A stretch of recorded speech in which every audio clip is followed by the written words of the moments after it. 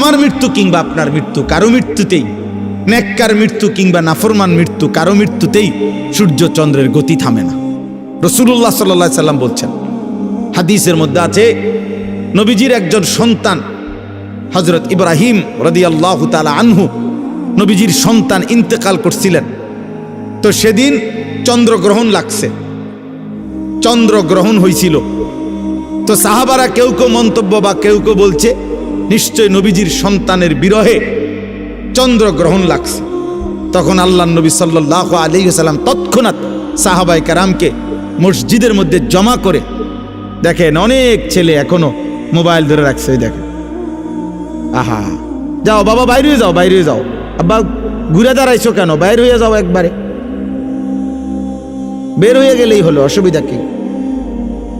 এখানে ভোটের কোনো বিষয় নাই। জি, অতএব বলতেছে রাসূলুল্লাহ সাল্লাল্লাহু আলাইহি ওয়াসাল্লাম তখন সাহাবায়ে কেরামকে মসজিদে নববীতে ডাকছে, ডাইকা নবীজি খুতবা দিয়া বলছে যে আল্লাহর কসম সাহাবারা শুনো, নিশ্চয়ই কারো মৃত্যুতে সূর্যগ্রহণ কিংবা চন্দ্রগ্রহণ হয় না, হয় না, বরং সেটা আল্লাহ তাআলার কুদরতি নিজাম, আল্লাহ তাআলার কুদরতি নিজাম। সব কিছু আল্লাহ তাআলা তার ধারাবাহিক নিজামে আল্লাহ তাআলাই চালাচ্ছেন।